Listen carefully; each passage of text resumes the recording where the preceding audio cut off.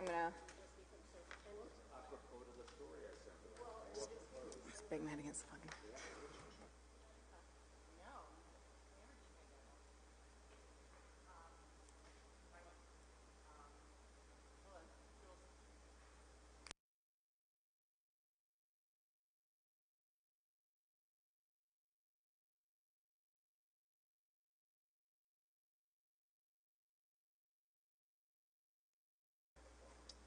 Okay.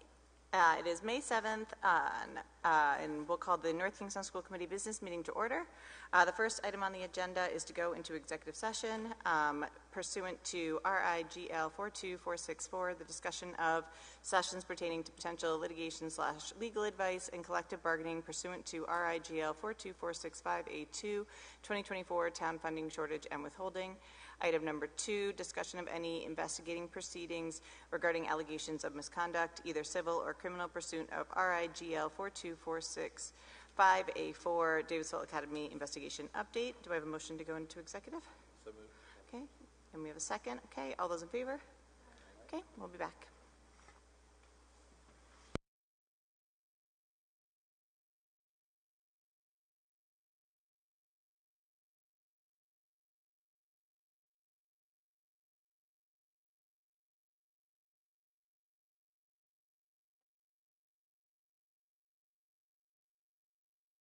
No worries. You good? Okay, just kidding. We're going to withdraw that motion. We'll make a new motion to convene into open session and recess regarding executive sessions pursuant to RIGL 4246 for discussions of item 1, sessions pertaining to potential litigation/legal advice and collective bargaining pursuant to RIGL 42465A2, 2024 town funding shortage and withholding. Number 2, discussion of investigating proceedings regarding allegations of misconduct, either civil or criminal, pursuant RIGL 42465A4, Davisville Academy investigation update. And then the next item, A, investigative report, discussion regarding the matter of number 3, discussion regarding the matter of security, including but not limited to the deployment of security persons or devices, RIGL 42465A, discussion on crisis response plans. Can I get a motion? So moved. Okay, second. Okay, any discussion? All those in favor? Okay, for reals this time. Thank you.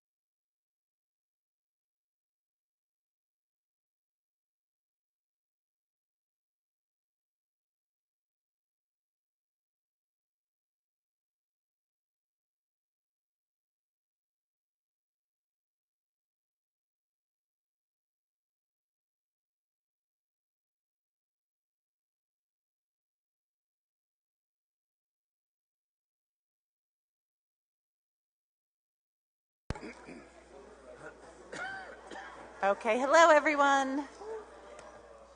Oh, wow, very good. Awesome. Hi. So we will be coming back from executive session and going back into the open agenda.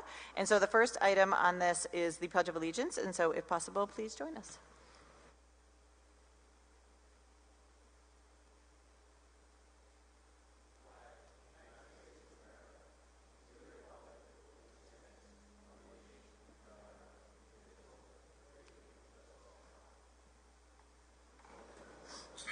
Okay, thank you. Roll call, Jules.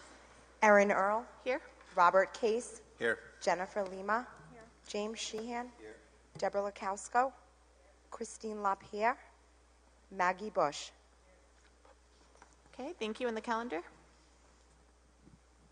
Tuesday, May 21st, School Committee Business Meeting, 7 p.m. Central Admin Conference Room. School Committee Office Hours will be Wednesday, May 8th at Stony Lane Elementary, 5 p.m. Subcommittee meetings. DEI Subcommittee meeting, Wednesday, May 15th, 5:30, Central Admin Conference Room. Wellness Subcommittee meeting, Wednesday, May 22nd, 4:30, Central Admin Conference Room.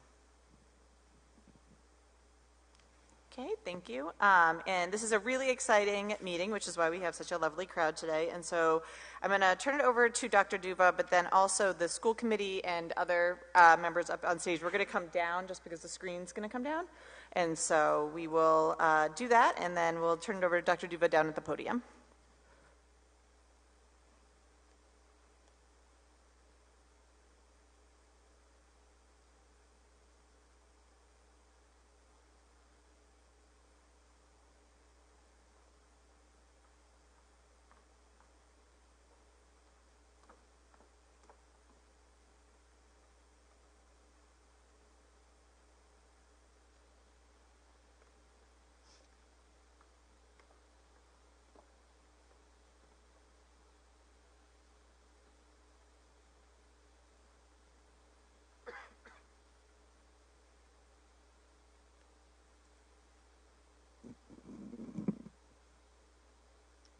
Good evening. How is everyone?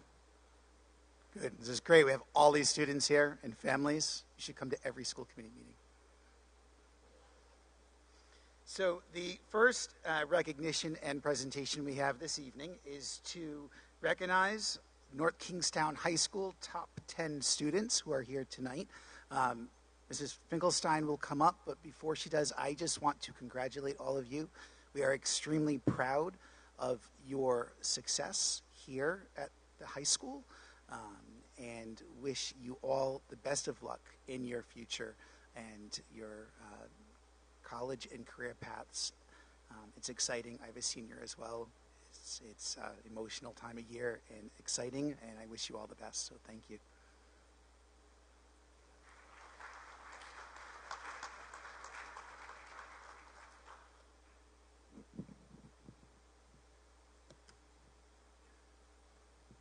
Good evening, everyone. My name is Shivali Finkelstein, and I'm a proud principal here at North Kingstown High School.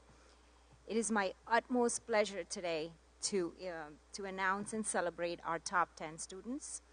I took the time to learn a little bit more in-depth details about them, and I would like to introduce each and every one of them and give you a little bit of details. What I did learn was that if I tried to give you information about everything they do, in their senior year, I'll probably be here all night hogging the whole meeting. So I'm going to give you a little bit of information about each one of them so you get to know. And I'm thoroughly impressed because when I looked at everything they do, there is so much more than just academics that they are involved in, and yet they are able to be here today as top 10 students for our class. So I will invite them in alphabetical order. And I ask them that they please come up as I speak their name and allow us to celebrate them. So with that, I ask Juliana Bucci to please come up.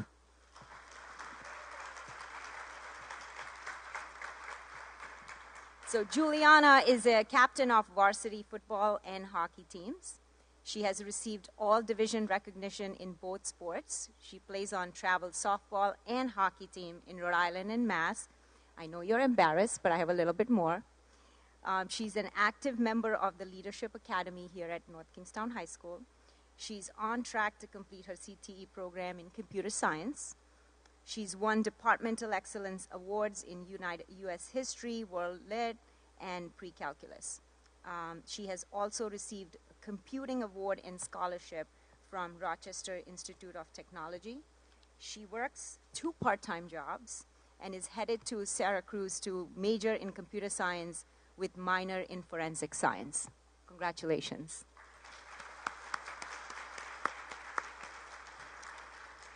Next, I would like to welcome Bryce Cogswell.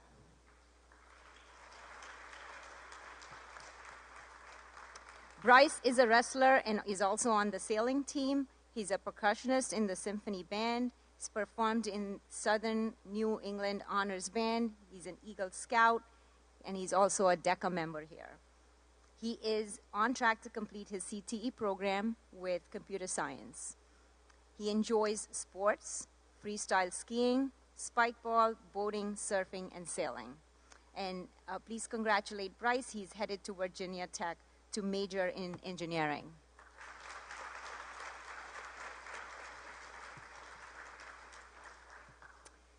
Next, I'd like to call Zachary DiBiase.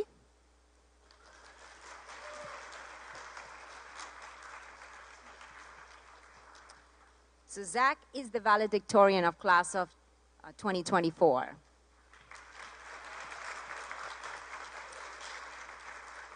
Zach is also a National Merit Scholarship recipient. He's on track to complete his CTE program in engineering.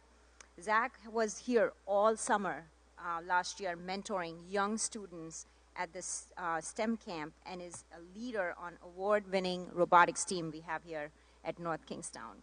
He also runs the monthly STEM camps offered throughout the year for North Kingstown and Jamestown elementary and middle school students, allowing these young students to explore the world of robotics and STEM. He's extremely inspiring if you ever see him interacting with the students during that time. And please congratulate Zach. He's headed to MIT for engineering.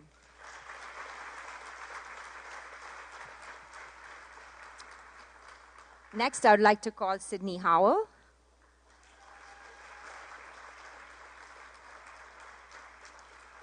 Sydney is the salutatorian of class of 2024.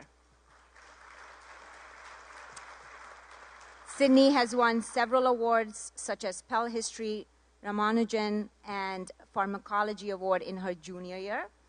She's also secured silver medal in economics at the academic decathlon, bronze medal in music in academic decathlon. She's also has been a semi-finalist for National Merit Scholarship.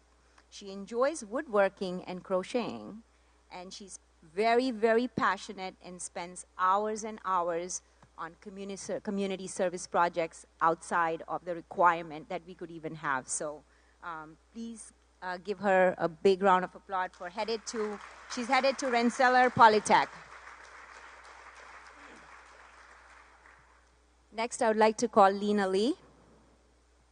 I don't think she's here tonight, but I still would like to talk a little bit about Lena. So Lena has worked to get her seal of financial literacy. She's also earned seal of biliteracy. She's earned excellence in literature award. She has been placed second in the URI chemistry competition. She has won the LaSalle University Book Award. She's showcased artwork in our Vickford Art Association. She has won Best in the category in Anchor Awards at an art exhibition. She's also received excellence rating at RIMIA in Solo and Ensemble Festival. She's immaculately curious and has been a very accomplished pianist. She's headed to Vassar and double majoring in psychology and English.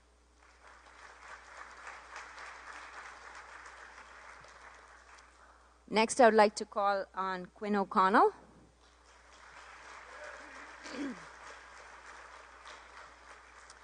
So Quinn is on track to complete his CTE program in computer science. He's a hockey player and is also on the track team. Quinn is a member of award-winning robotics team and has taken a lead role in that. He's been a lifeguard every summer in high school and volunteers a great deal of time in Jamestown schools. He's headed to Georgia Tech for mechanical engineering.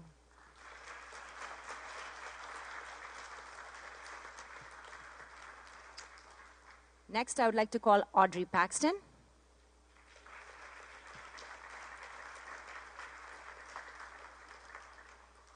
So Audrey is also on track to complete her CT program in business finance. She is on NKHS varsity tennis team. She's also a DECA member where she recently secured second place in Rhode Island financial literacy competition. She's on the Leadership Academy. She's a camp counselor at NK Tennis Recreation, Tennis Hall of Fame events team member. She's also a babysitter outside of here and an event child caretaker. She's headed to University of Miami.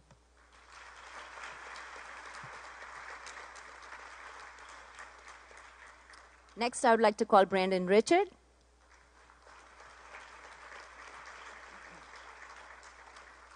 Brandon volunteers as an umpire for many youth tournaments. He's a top-rated youth umpire, is what I found out. He's selected to umpire Rhode Island State Juniors Championship as well as 12U District 3 Championship. He tutors middle school students after school and is on the chemistry team. His school counselor says that he is one of the kindest and the most respectful student that she's ever been fortunate to work with. And she's excited for him to take his next academic journey where he's headed to Brown University to major in chemistry.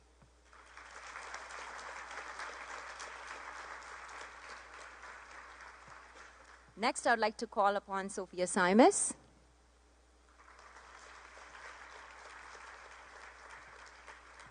So Sophia will also be completing her CTE program in engineering and robotics. She's on the varsity swim and sailing team. Sophia is a captain of the varsity swim team. She's a president of Spanish Club and a member of Leadership Academy. She's received citation from the state of Rhode Island for outstanding athletic achievement. She also has several achievements, and I'm going to name a few because, as I said, I would be here all night. She's achieved the second place in University of Rhode Island in the chemistry competition. She's achieved she's been a gold medalist in Division I 200 free relay for North Kingstown. She's won a silver medal in All-State 200 free relay for North Kingstown. She's been a top scorer at North Kingstown High School in the American Math competition test, and then she's also had a perfect score on the solo and ensemble for piano. She is a lifeguard outside of school. She always goes above and beyond her duties and is always there to inspire, support, and include all members of the community.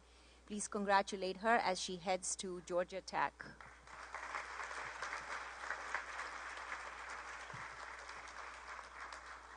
And finally, I would like to call Tiffany Tan.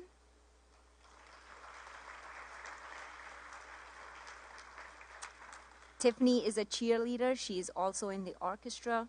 She's a class council member, recipient of Dialogues in Democracy Honorable Mention. She works at a bistro. She's an active member of her church, member of Rhode Island State Orchestra, Rhode Island Youth Symphony, and she is headed to BYU in Hawaii.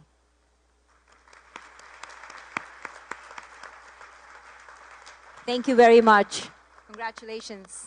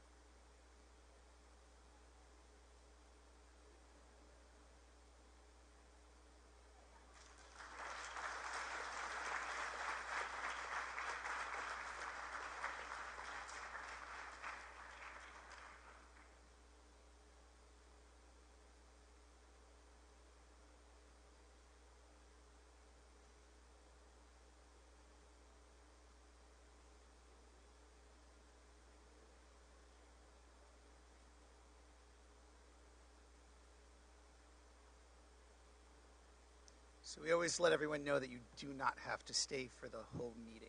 So you can go on with your night with the other events, and I'm sure seniors are ready to go out there and finish playing Senior Assassin, I'm sure.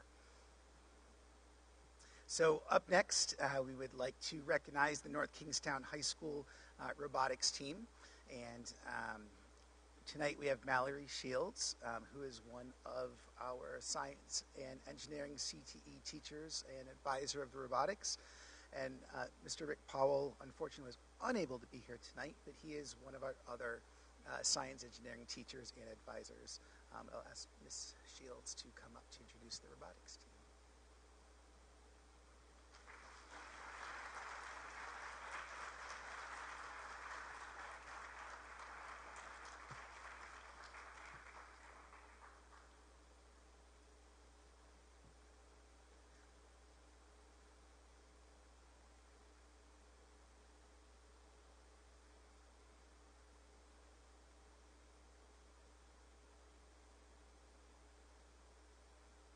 Yay, we're all up here.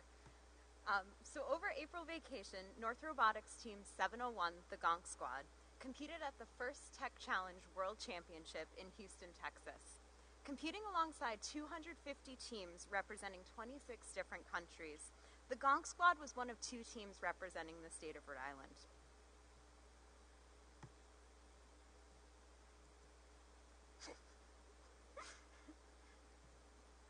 I swear I can program, guys, I promise. Yay! Making an excellent showing at this international competition, Team 701's dedication, determination, and teamwork allowed them to rank 27th in their division in robot play.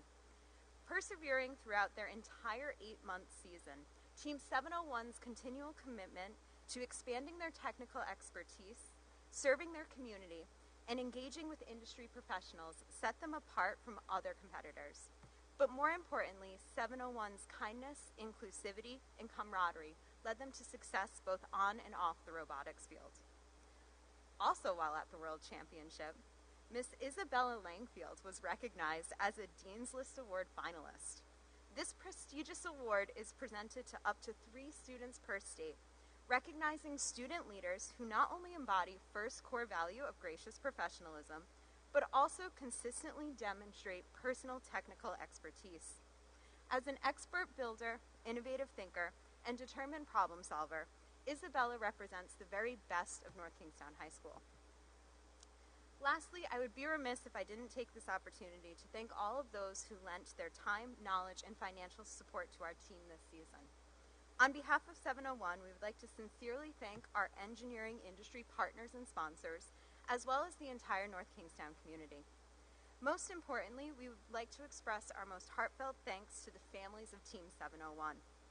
Whether helping us to arrange trip logistics, cheering us on in the stands both here in Rhode Island and all the way in Houston, Texas, and helping to get their students to the countless meetings, outreach events, and competitions, all of which always seem to run massively late.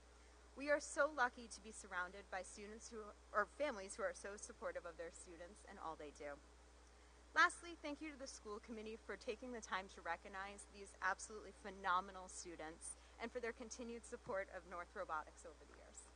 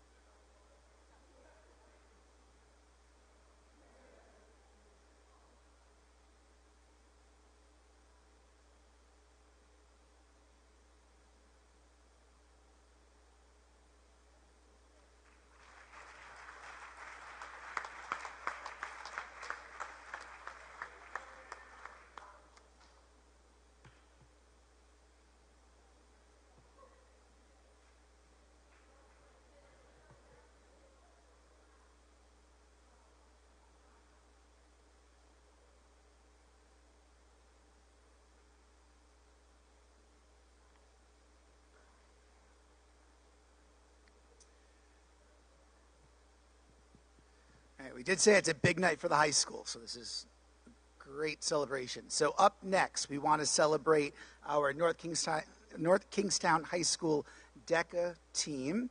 And we know all of you recently had just came back from Anaheim, correct, in California. Was it a great trip? It's great. We heard you did a wonderful job out there. So I am going to ask Mr. Garland to come up and to introduce and talk about what you did out there and all of your accomplishments.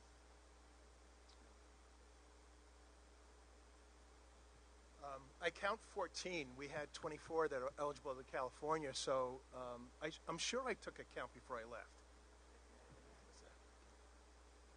All right, for those that aren't aware of what DECA is, it's a worldwide association of young business professional entrepreneurs. They compete in industry venues. There's a lot of preparation.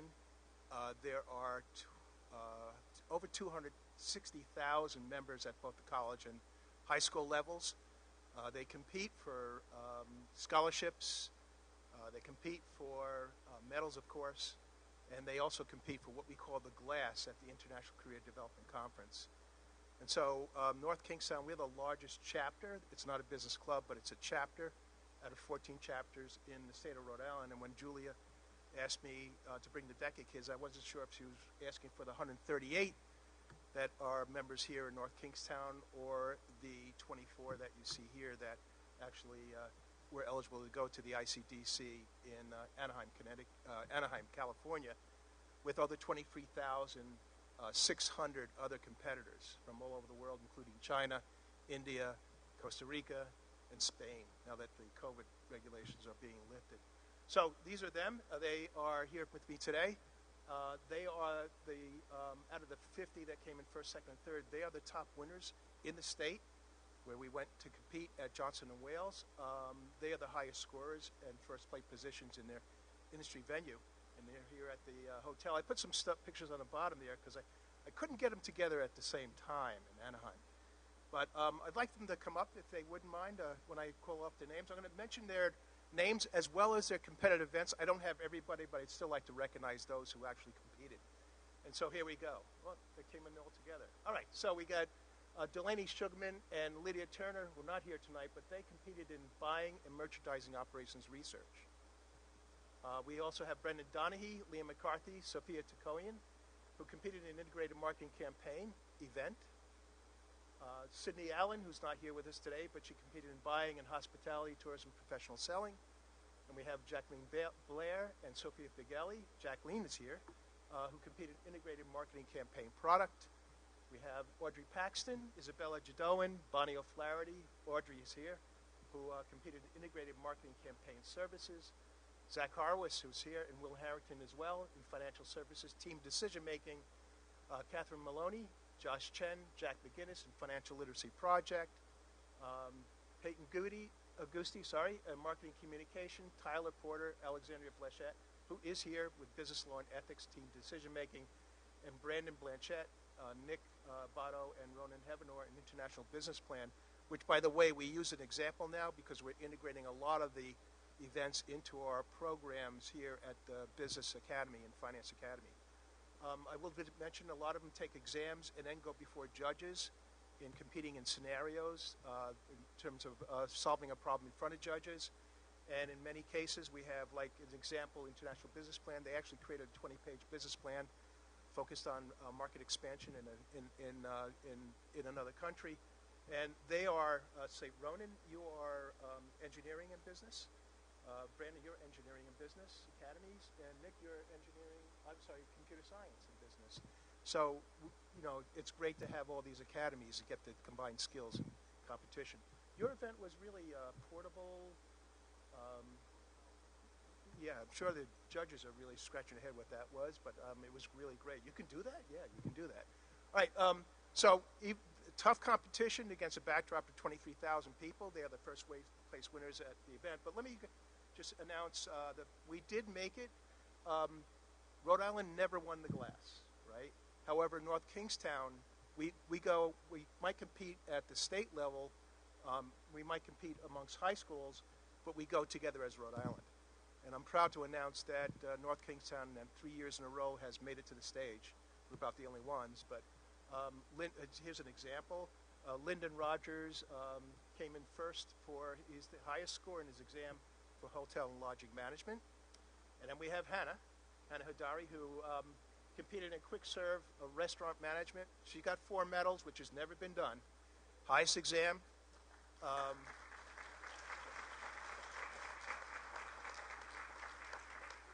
Highest role play first in front of judges, which is a case study she has to respond to, and the second highest role play score. And she got the blue ribbon, which got her to the semifinals. We came that close to the coveted glass, which is a huge thing. Fortunately, we didn't have to carry that home, right, Anna? But came that close to winning the glass, first time in Rhode Island. Maybe next year we'll do it. But I'm not going to end there, right? Hannah also on Friday, she was awarded the Treasurer's Young Leaders Award at the State House on behalf of North Kingston High School, and unanimous vote, she is now president. She's my president for the chapter here, but next year she'll be president of the entire Rhode Island DECA, which 600 members, and that's by vote. All right. Also, didn't want to stop there, but we have 4 members of DECA. Two of them should be here that went to the ICDC, Josh and Josh Chen and Jack McGinnis, who should be here tonight. Jack's here tonight. And Jake Pezza and Daniel Blanco, they came in first in financial literacy for the state of Rhode Island, and in that championship. And we're 19th and 20th. We're on to St. Louis to compete nationally at the Federal Reserve. So hopefully, even though we didn't win the glass, hopefully we'll come home with the trophy, right? And we kind of burnt them out, right? I apologize, guys. I got you up at 3:30 in the morning to take a bus over to LAX, but they deserve it, right? This is my last year here at North Kingston. I'm retiring, so I just want to make one mention. It's a good slogan. I think what you see here with all the academies, robotics, the decathlon, the top 10, DECA, you have to, it's clear. We don't just create students just for entry-level positions. We produce leaders. And so I'll give you that.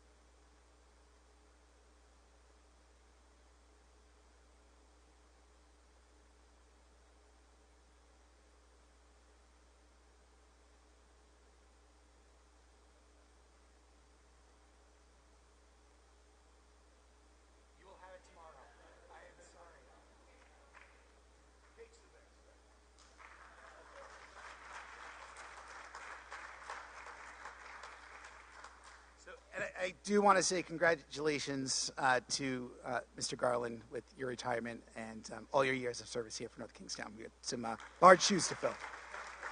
And maybe we can take your quote up there about how we produce leaders and go somewhere.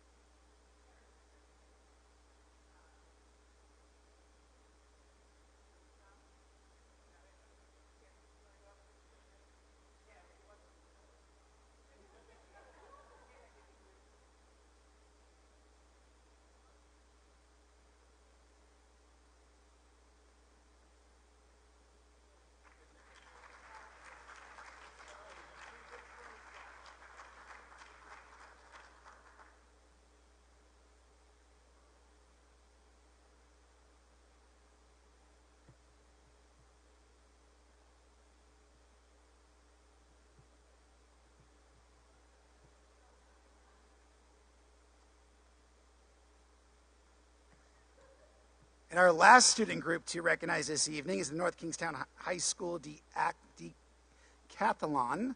And we have our student representatives. And I'm going to ask Ms. Erickson to please come up to introduce all of you.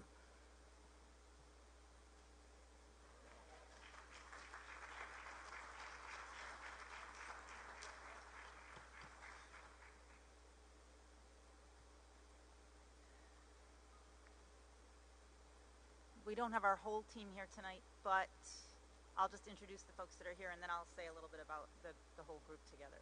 So, starting on closest to me, Lucas Meyer, Archer Porto, Sydney Howell, Maggie Bush, Thea Carr, Ryan Teagan, Alice Dunning, and Lillian Borkman. And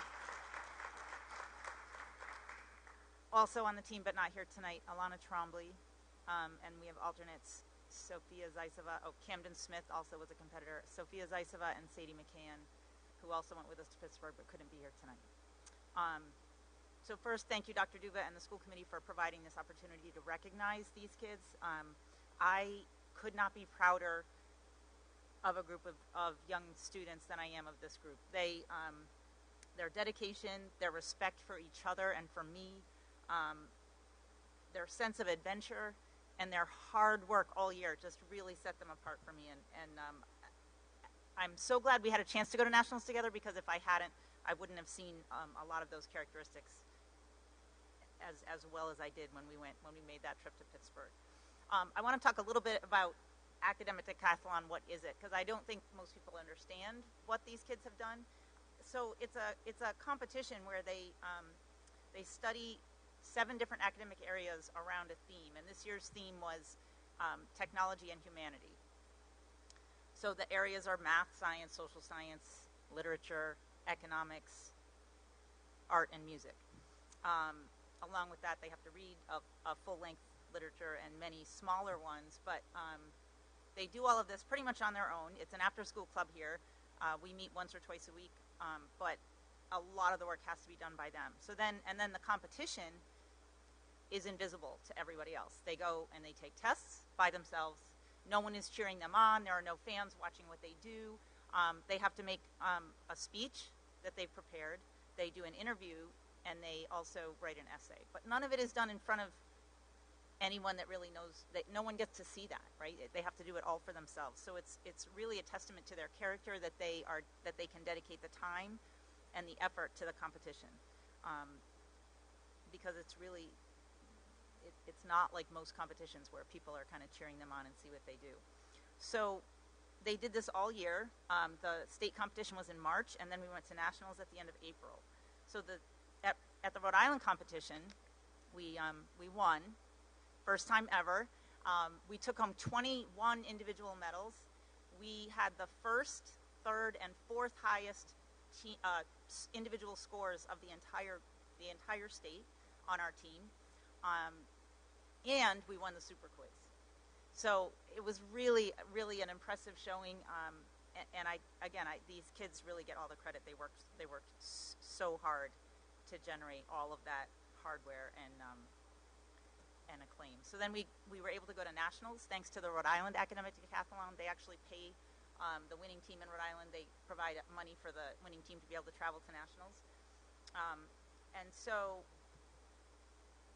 we went to Pittsburgh the competition was April 25th and 26th.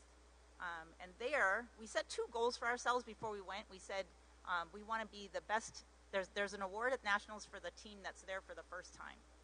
And we wanted that award. We wanted to be the best team that was there for the first time. And we also wanted to see our scores go up. And we accomplished both of those goals.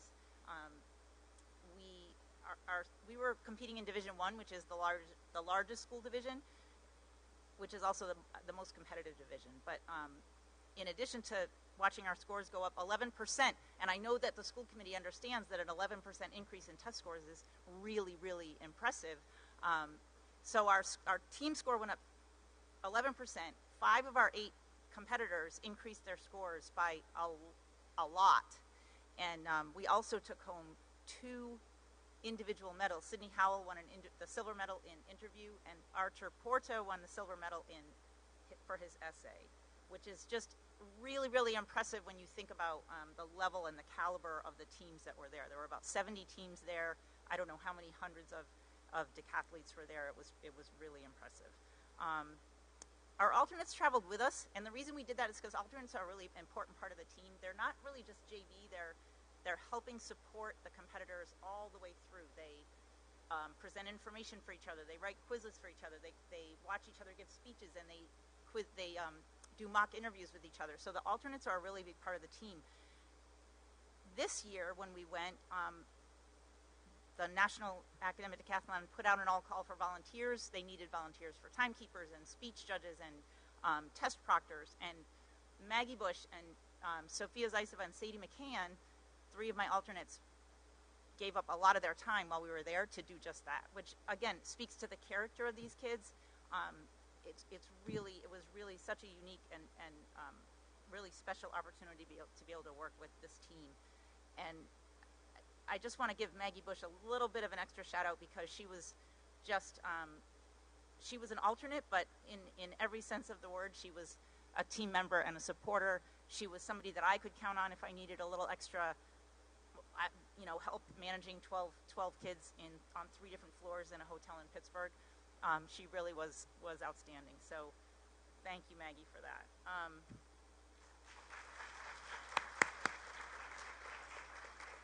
And more than any of that was we had fun. We were able to explore a new city together. I actually lived in Pittsburgh for 3 years right after college, so I knew a little bit about Pittsburgh. And they really came together as a team and worked so amazingly well together. It was fun to watch. So we're ready for next year. The theme is our changing climate. We have 3 competitors returning. We have 4 alternates returning that gained a ton of experience this year, and we're just really excited about our chances. So thank you.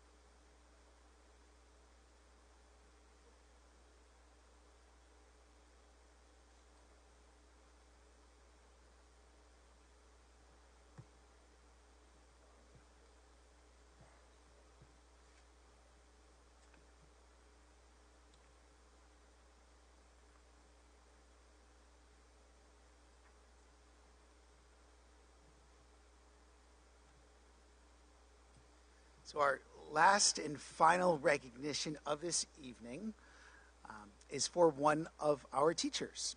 So we have Miss Angela Boyclair here this evening, and I'm very proud to announce that Miss Boyclair, who is an English teacher, reading teacher specialist at North Kingstown High School, was nominated this year and received the National Education Association Rhode Island Teacher Excellence Award throughout the entire state of Rhode Island.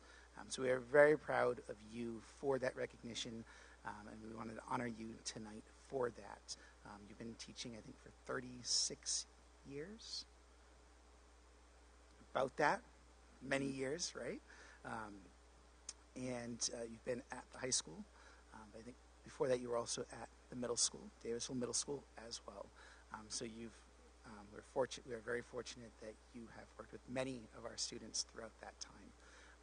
So I'm going to call up Mr. McDonald. He is going to say a few words for you. Thank you.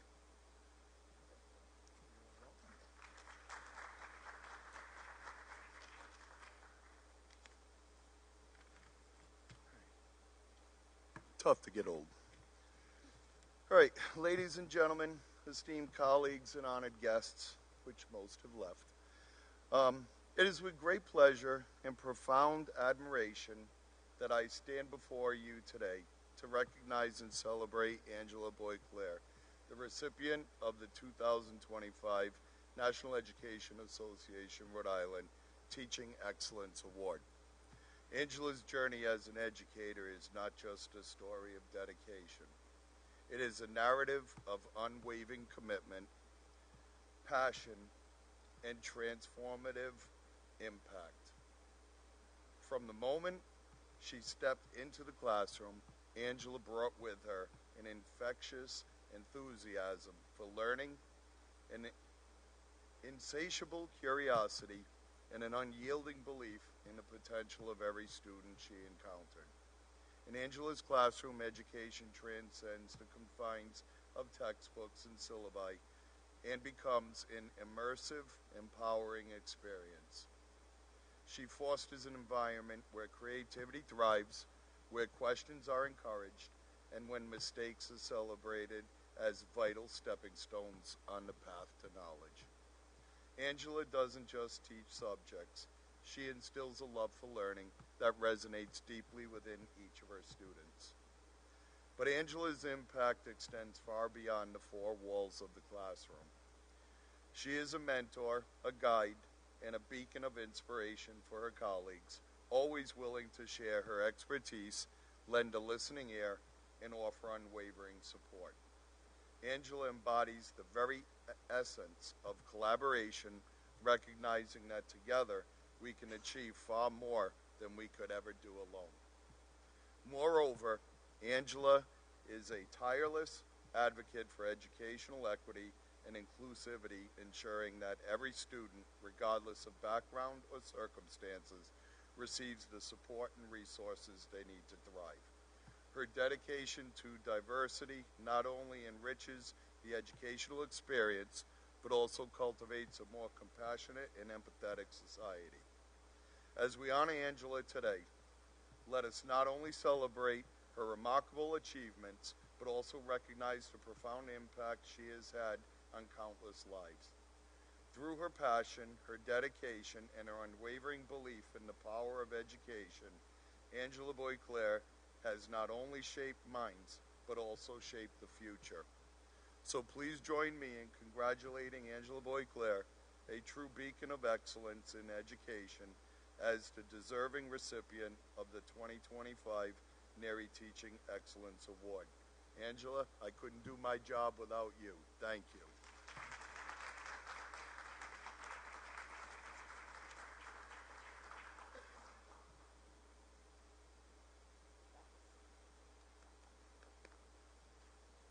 Want to say a couple words? I do, thank you. I do. I will say a couple words. First, I would like to say to all of my colleagues and educators out there, happy Educator Appreciation Day. I'd also like to thank Dr. Duva, our administration and school committee, for recognizing me tonight for this NARI award. It's very I'm very honored, and I appreciate that very much. So thank you all, and I look forward to continuing. Let's say.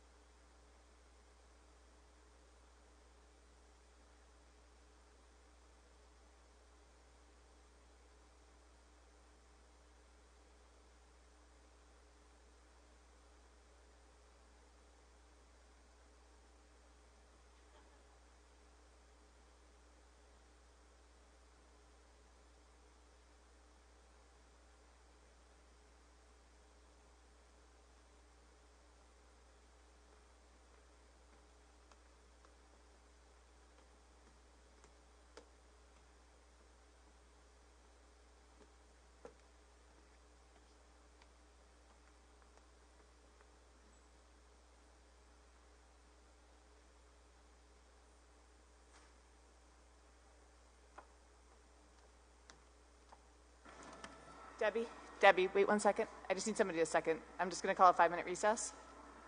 Second. Okay. All those in favor? Okay.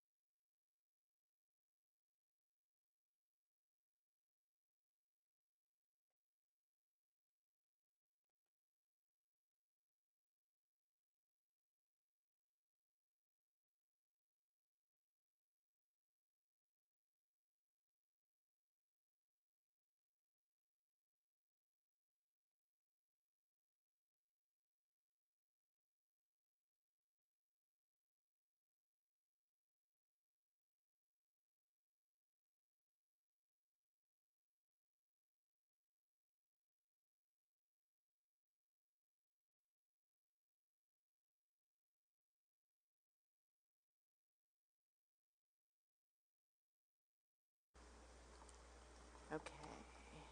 Okay. So we will, I don't know. So those were our presentations and recognitions. So thank you to everyone that presented today and the hard work that goes behind supporting our great students. And of course, congratulations to Ms. Beauclair for her very prestigious award, and Paul McDonald, the NERI president, for coming to present it. At this point, we'll move on to citizens' comments. Do we have anyone signed up? Okay, so hearing none, before we go into superintendent report, I regretfully cannot stay for the remainder of the meeting due to a loss of my family this week. So I am going to be turning the meeting over to our vice chair, Mr. Case, and he will continue the meeting. And I wish the committee good luck with the rest of the meeting. So good luck, Rob.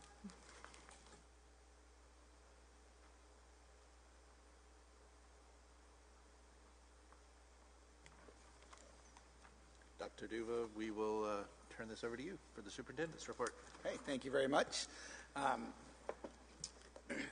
So this week is National Teacher Appreciation Week, and in North Kingstown, all of our schools celebrated that last week, and I would just like to take a moment to recognize the many educators that we have here in North Kingstown, and to share my sincere appreciation along with, I know, Mr. Mezzanotte as well, and the rest of our administrative team, and I'm sure the school committee as well, in their dedication in educating our students. We know as teachers, still teachers at heart, how much work it takes every single day coming in, teaching our students, changing their lives, with how we impact them with education and all of the many opportunities and experiences that we provide throughout all of their educational career. And we could not do that work without the educators that we have. And when I use the word educators, I mean all of our teachers, the support staff that we have that work with all of our students. And I also want to mention it's also Nurses Appreciation Week as well, and to recognize our nurses that work in our schools every day and keeping our students healthy in schools, safe, and taking care of all of our students and staff as well. So I'm sure all of us appreciate the work, and we just wanted to make that, point that out tonight, that we thank them for everything that they do. That's all I have for my report, because I know we have a lot to go over tonight. Yes, we do. So next on the agenda is executive session. Is there a motion to seal the executive minutes of May 7th, 2024? So moved. All those in favor? Aye. Unanimous. I can disclose there were no votes taken during executive session tonight. Next is the consent agenda. Does anyone want to remove anything from the consent agenda? I do see 1, 2, and 4. See 1, 2, and 4. Anyone else? All right. Is there a motion to approve the remaining items on the consent agenda? Is there a second? All those in favor? Aye. Unanimous. Thank you. So we'll now go to C under approval of bids and awards. Number 1, replacement of Hamilton alarm. Selena?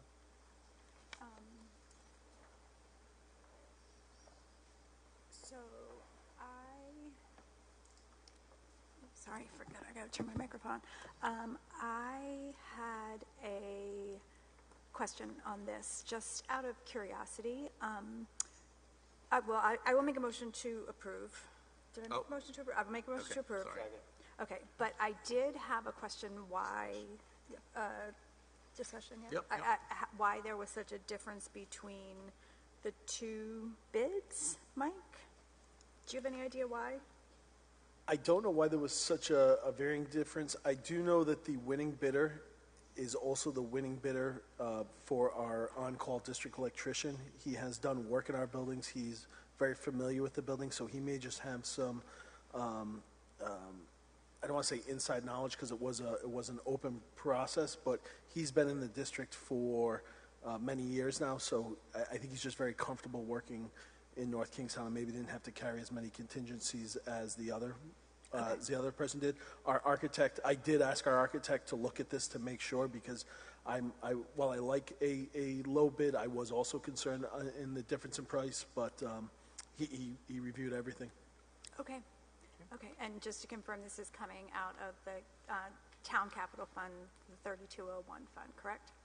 Correct. It's coming out of the allocation that the town council made to the school department. Okay. Okay, thank you. Anyone else? All right, I'll call the question then. All those in favor? Aye. All those against? Abstentions? Unanimous. We'll go to C2, Child Nutrition Services Software Platform. Is there a motion? I'll make a motion to approve. All right, discussion? It was kind of the same question I had here. There was a big difference between the two bids. And I also had a question, because when we had been talking about the food services budget at the beginning of the year, I don't recall there being a conversation about having to change the vendor that we were using. So if you could just explain where this came from. So the current vendor, Heartland Solutions, My School Bucks, NutriSlice, there's one other one in there that I'm just drawing a blank on. The product we're on is a product that runs on a server in our school that is nearing end of life. It probably has one more year left. We were also looking to implement vending machines, and they're basically not doing any upgrades, support. They're just supporting the product. They're not doing any enhancements. So Trish Cawley wanted to take this opportunity to improve the entire layout. So we did, the cost for this was included in the budget that we proposed back in February, March timeframe. We did get into a short discussion on the vending machines at that time. I do remember the vending Yep. machines. I just didn't remember, I went back to my notes, and it specifically had referenced the other company name. It didn't talk about that we were going out to bid for another one. That was just, my question there. My other question was, in terms of minimum payment for what's going to be passed along to the parents and the families, there was two statements that I just wanted to get clarification on. The first one, it said that in response to our statement, it says it meets requirements. The minimum payment amount will depend on the school cafe agreement, and that the district can choose which payment tier is preferable when completing the contract. Can you just confirm what the fee that's going to be charged to the families will be with each Yes, payment? it's based off of a threshold. There's a above $100 threshold and below $100 threshold. If you give me a moment. So that's all that there is. It's the 285 or the 290. Like, I saw the 285 and the 295 number. That's what it is. There's nothing else. I feel like it was 225 and like that. I feel like the under $100 threshold is like 225, and I think the above is either the 285 or 295. Okay. Yes. And that's going to be per transaction, correct? Per transaction. And one of the things I personally love about this, being a father of three, is I could do one upload of $100, and then right in the account I can split that amongst. That was going to be my next children. question. No Yes. fee to split amongst multiple children or anything like that. It is night and day difference. How much more user friendly this is. That Okay. What I just described to you would have been a call to Trish's office to make that a manual process. Okay. Both of the platforms we looked at are going to increase efficiency. They're going to really allow Trish to work smarter, not harder. Okay. And how does it, not having had a kid buying school lunch for a while, how does that fee compare to what parents are currently paying, families are currently paying now? Currently, the fee is $3.25. Okay, so it's lower. Okay. Yes. Thank you. That was all the questions I had. All right, anybody else? All right, I'll call the question. All those in favor? Aye. Aye. Unanimous? Did you get it? All right, we'll go on to C4, Branching Minds Contract. Is there a motion? I will make a motion to approve. So my question on this was, when we had talked about the last update for ESSER, there was a mention of something to support the Tier 2 interventions, but it was not this. So if somebody could just explain this. Sure. So Branching Minds is a product that we've looked into deeply. It's aligned directly to our goal in our strategic plan around safe and supportive environments for students. It really speaks to the heart of what we're trying to accomplish with our MTSS process, multi-tiered systems and supports. I'm sorry, is this in place of or in addition to? This is in place of the... So what was given to us when we asked for the ESSER breakdown was Nearpod, which was a 3-year contract to support the Tier 2 interventions. Yep. So this is Branching Minds for 1 year. So is it the same thing, or is it going to be... It's different. Yeah. So is it going to be an addition or instead? It's addition. Okay. But it's a very different product. Okay. Branching Minds is a holistic approach to MTSS, both the social emotional learning piece and the academic piece. Nearpod is more of a focused tool, web-based tool to support our new social studies curriculum implementation. So that's what this had said. It's a Nearpod 3-year contract to support social studies and Tier 2 interventions. And so you're saying that this is not that? Correct. But this was not listed anywhere in the ESSER breakdown that we had been provided. This meaning the Branching Minds? Correct. Yes, because the Branching Minds, again, is a more holistic approach. I guess where my question is like, this is a new, we had been given a list of all the things that we were spending ESSER funds on, and this was not included in any of them. So this came up since the last time we were given an ESSER breakdown. Yeah. So how did it get added? Sorry. So how did it get added? Because we So approved this was all the... included. My correction. This was included in the ESSER list, but it was listed as EduClimber. This is in place of EduClimber. Okay, there was nothing in that we approved called EduClimber. So I guess that's where I'm trying to just... Okay. I'm trying to find this in that. So it was.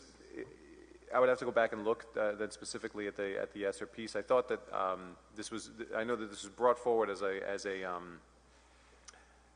again as a holistic MTSS supplier that was done through EduClimber, but I have to go back and look at that, I guess. So I'm going to withdraw my motion to approve until we can get some clarification on this. Okay. Is there a motion to table then? So I'll make a motion to table. Okay, second. Yep, all right. All those in favor? Aye. Unanimous. Thank you. All right, we'll go on to reports. Special report, which is me. The North Kingstown Veterans Scholarship Committee met on April 23rd here at the high school. The committee reviewed the applications we received and were thoroughly impressed by the students who applied. After scoring the applications, they were all separated by a very few points.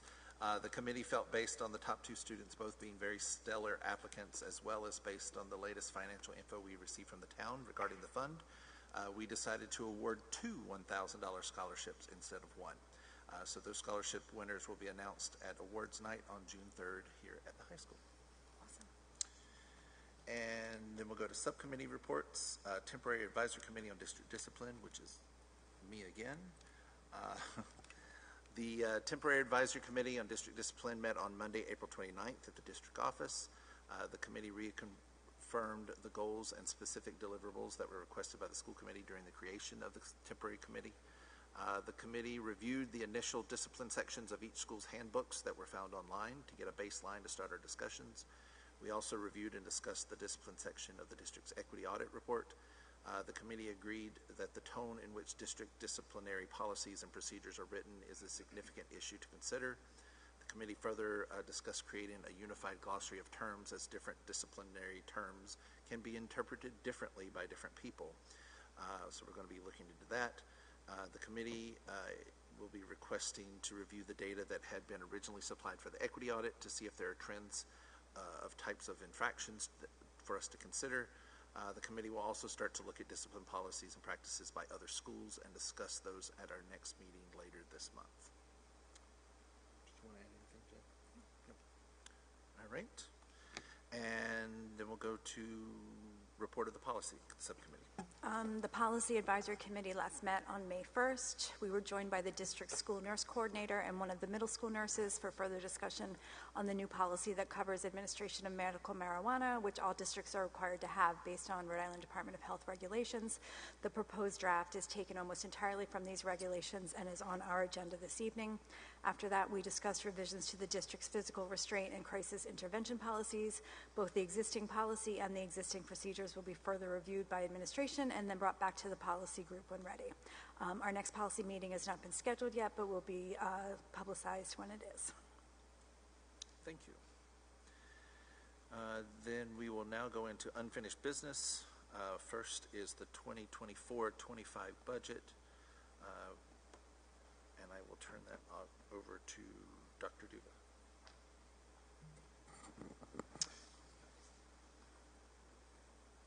Did you say 2020? This is 2024-2025 budget. Okay. I didn't hear the 25. Oh. It just made me pause for a second. Yes, thank you very much. So this evening, what we had presented and we're going to review, I see we, Mrs. Powell and I are going to review the revised budget for FY25 based on the town council approved budget from last week. As we know, the town council approved a town appropriation of $61,416,009, which is $186,000 less than the school committee FY25 approved budget. In addition to that, we also saw an increase in our health insurance. We estimated a 5% increase, and it came in higher, an additional 1.53%. So health insurance has gone up $78,020 from what we had budgeted. So we made some recommendations to be able to revise the budget to balance out that difference as well. The spreadsheet that we shared with you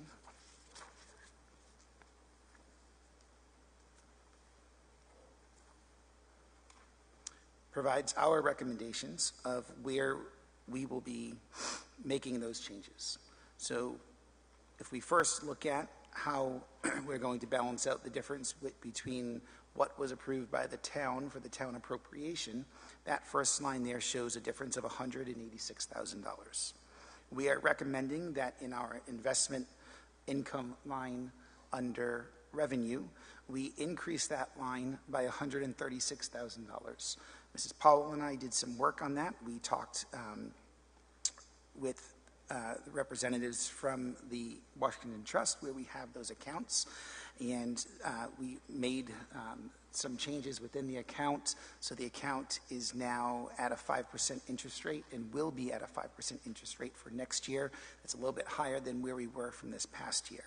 We also looked at projections of what that account can make over the year, making sure that those funds would be in there based on the amount of money that is transferred to the town to us into that account. And we are confident in making the recommendation to increase that account to make up some of the difference within the budget. The second area that we are making a change is in our legal fees. At the last school committee meeting, we shared with you the expenses and legal fees over the past 2 years, and we analyzed that budget line, and we are recommending a reduction of $25,000 in the area of legal fees. Also at our last meeting, I brought to you a new contract through ESS, which is our substitute agency that provides our subs.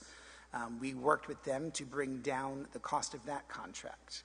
That contract for the upcoming year is saving us $25,000 off the base of that contract. So those three items right there and making those changes makes up the difference of the $186,000. The next line shows where the difference is in health expenses. So we are seeing an increase of 1.53% in health expenses, which is a difference of $78,020. But we are seeing a decrease in dental of 0.46%, which represents $12,278. That's a difference of $65,742. When we went back through our budget and looking at every single department, we realized that we had an expense in agency services, purchase services, for an ASL interpreter. When we looked into that, that service is not needed for next year. The student that service will be providing to will not be in our district next year. So that is a savings of $75,000, which will make up the difference of the health expenses. So right there with those known changes, we are able to balance the budget. I'm also proposing some possible changes because we also recently received an update in our state aid for next year. And the governor's budget of state aid reduces North Kingstown School Department by $97,871. Additional changes can be made with the state aid from the state once approved, but we know right now that there is a difference of $97,871 from what we did put in as revenue for the FY25 budget.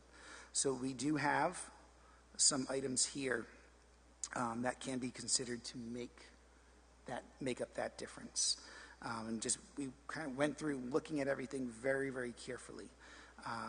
So in the area of curriculum, we looked at our current budget line and curriculum and looked at materials that need to be purchased so that we make sure we have them here ordered in district, and that's foundations, materials, and bridges workbooks, and that is a cost of $35,100.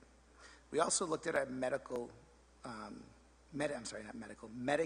revenue, and we budgeted $325,000 for next year, and those are estimates based on what we've received in the past. And we looked at that, and we also had a conversation with our special education director, Dr. Santa, and looking at the services that some of our students receive, also the students that are out of district. You do receive Medicaid reimbursements based on certain services needs, students that are in out-of-district placements, one-to-one services, CNA, nursing services, those receive the most reimbursement back. And looking at the services that we currently have in district, we believe that we can increase that line by $7,000 based on the reimbursements that we can receive in those areas.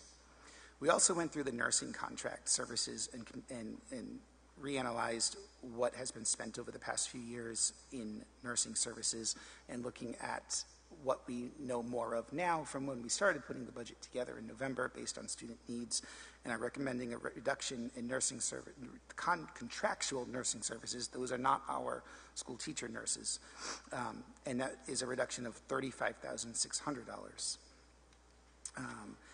And the next item where it says the $9,258, that is what is remaining from the purchase services of the interpreter and the difference of health increase.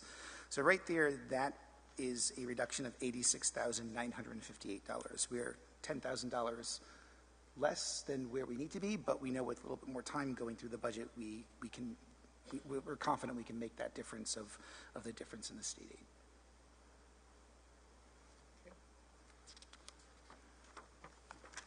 Is there a motion from the committee? I'll make a motion to discuss.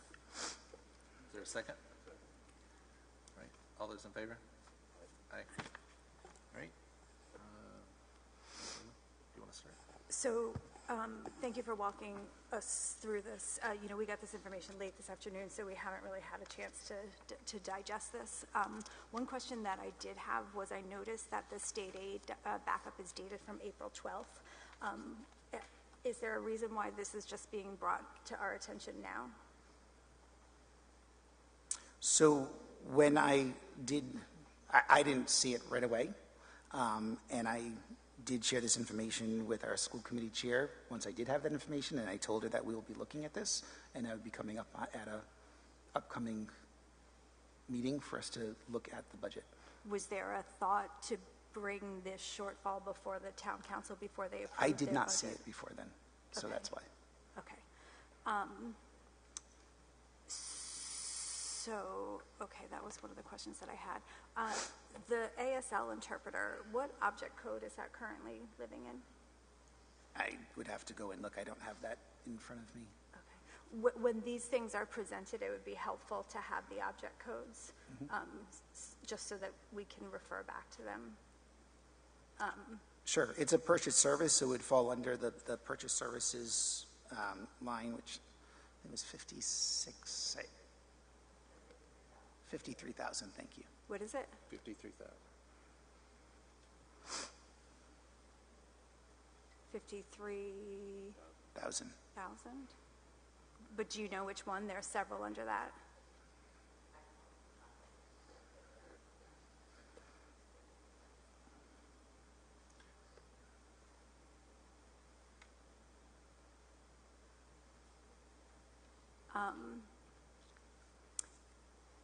When typically are the health insurance premiums like finalized for the year?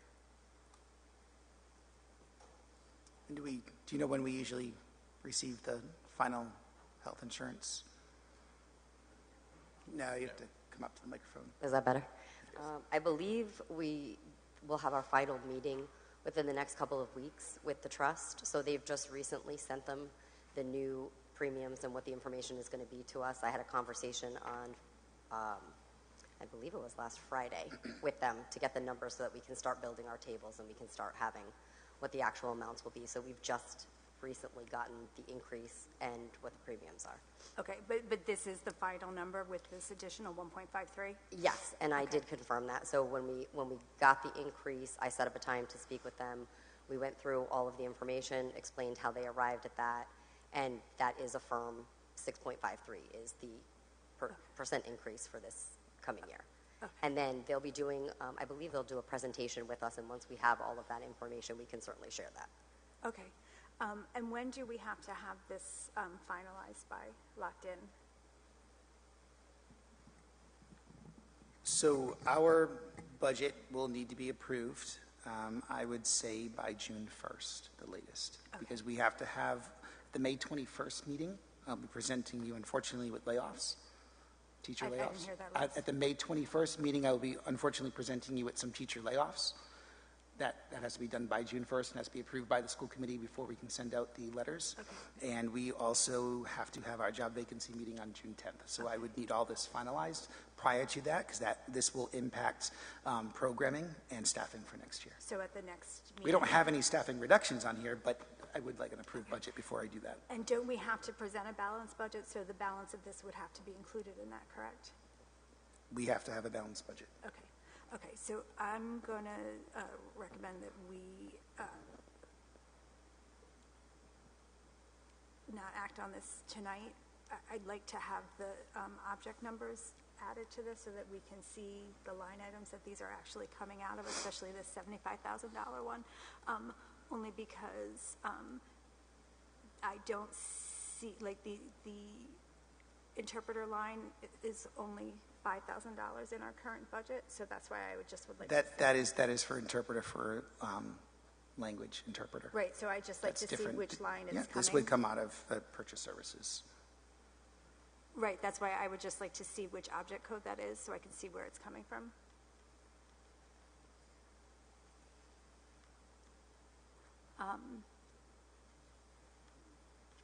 And also what the proposal is to fill out the additional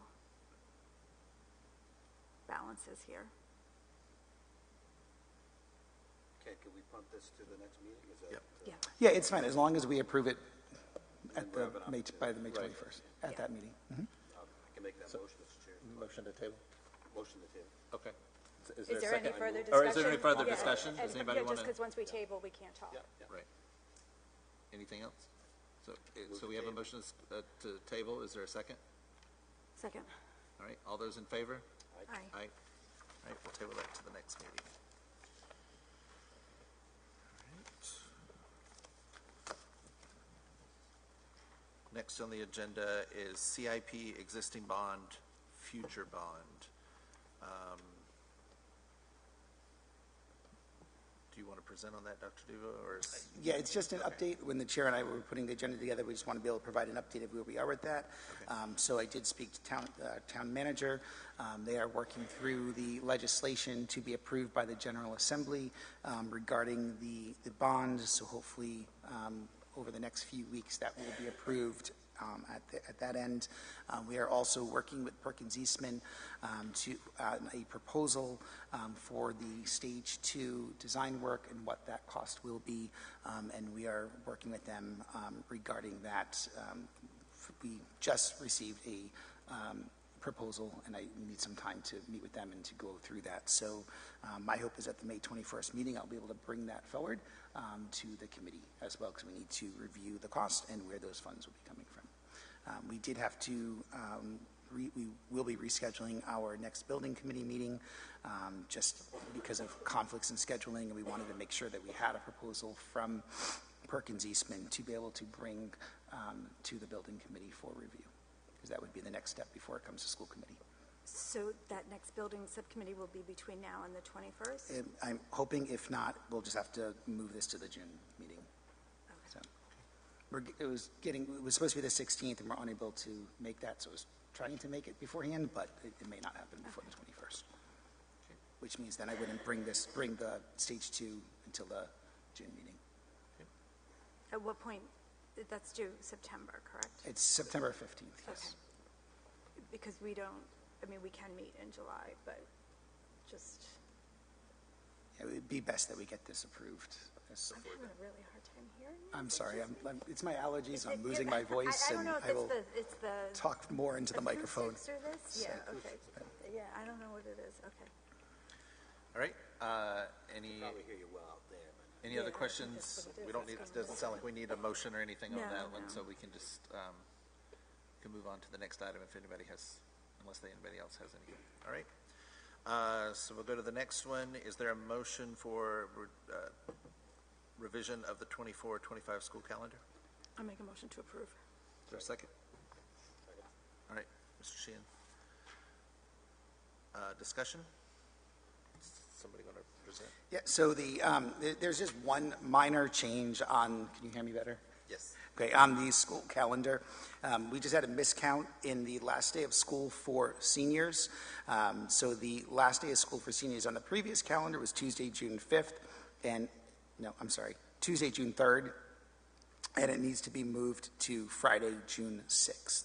And we also noted it on the side at the top that seniors must be in school 171 instructional days before they are released early. So their last day will be June 5th, and we added 4 additional days onto the calendar just in case we have any snow days or inclement weather days or emergencies that days may need to be added on. Okay, is there any discussion? And just to clarify, this is for next year, just in case This anybody is, hears yes, that and no, starts this panicking. is next year for the 24-25 school year. It does not impact the current school year for our seniors. Anybody else? All right, I will call the question. All those in favor? Aye. Aye. Unanimous.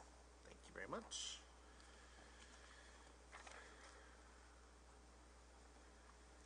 And is there a motion to table the crisis response plans? Second. All right, all those in favor? Aye. Aye. Unanimous, thank you. And next on the agenda is policies. First read, Ms. Lima. So I'll make a motion to discuss E1. So this is a new policy, administration of medical marijuana. This is a first read. This policy is required for all districts to have per Rhode Island Department of Health regulations. We appreciate the school nurses' input during the policy subcommittee discussions on this policy. We will see this policy again one more time at the school committee level before we vote on it. This policy is almost entirely taken from the regulations. And this requirement has been in effect for a while. We're a little late to the game in getting this into effect. Anybody have any questions on this one? Just one question. So I read somewhere it said there's no inhaling of any, with any device or something like No that? smoking, correct. So no smoking? Correct, yep. Okay, but maybe some, Like vaping? tinctures or, no vaping of any Okay, no kind. vaping of Yeah, any kind. yeah, gummies, tinctures, those types of things. okay, thank you. Anybody else? So I don't think we need to vote. I know No, you did a motion yeah, to discuss. but- motion to discuss, Yeah. yep. Okay. And I will make a motion to approve E2, the investigation and administrative leave. Is there a second? Second. So this is the second read of another new policy. This investigation and administrative leave identifies the procedures to be followed when any employee of the district is the subject of an investigation of suspected or alleged misconduct and has been placed on administrative leave with or without pay in conjunction with such investigation. There's been one change made since the last time we saw this policy based on input from administration to clarify roles. That's highlighted in red in the draft, and tonight I'm recommending approval. Jen, could you just briefly summarize what that was? It's changed the word representative to superintendent or designate. Thank you. Any other discussion? All right, so I will call the question then. All those in favor of approving policy GCCAB, investigation administrative leave? All those in favor? Aye. Aye. And it's unanimous. Thank you. So we'll move on to new business. Is there a motion for the first item, 2024 town funding shortage and withholding? I will make a motion for our attorney to send a letter to the town council and the town manager as we discussed in executive session. Is there a second? Second. All right. Any discussion? All right, all those in favor? Aye. Unanimous, thank you. Can I ask a question? Yes. Is there a way that we can go back to the branching minds I found in the presentation where it's listed? And I'd like to bring that up as a discussion point. So, I'm sorry, go back to where? The agenda item regarding branching minds, it is in the ESSER 3 presentation. And I don't know if we can go back to that item. No, once we've tabled it, I think we can remove from the, Yeah, we tabled it, we can't go Okay, back. Yeah. all right. It is in the presentation and it was approved. I believe the procedure for removing from the table and bringing it back, but if Andrew, it's up to. And, I mean, can we remove Can we remove it from the table now? within the same meeting? Yeah, I think that's, you actually kind of come to the old definition. You actually place it on the table, but you can remove it back. 2 seconds. Yeah. Can we just All move right. on to the next one? Yeah, we'll see what. All right, we'll move on and then we'll come back. The next item is B, district goals for educating multilingual learners. Do we need a motion for this, or is it just presentation? I think a motion to discuss. I'll make a motion to discuss. Okay. Second, all right. All those in favor? Aye. All right. Somebody presenting? So I have a presentation for this. I'm wondering if we need to switch down for this, or Oh, you want to use the screen? if we use this, We yeah. have screens too, right? Do you want to, do you want to, live stream. yeah, Bring the screen down so people can see it. yeah, for the live stream.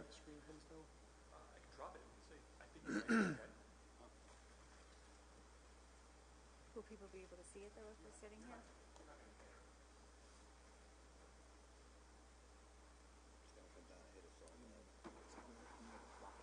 Like, yeah, like Yeah, will people for- who are like watching from home, be able to see it if they're sitting here? Because I'm freakishly tall. Yeah, they'll be able to see with the camera. Yeah. We can go on.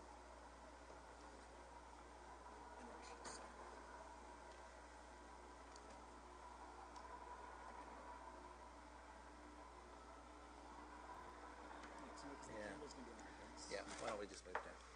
All right, we'll move down and come back.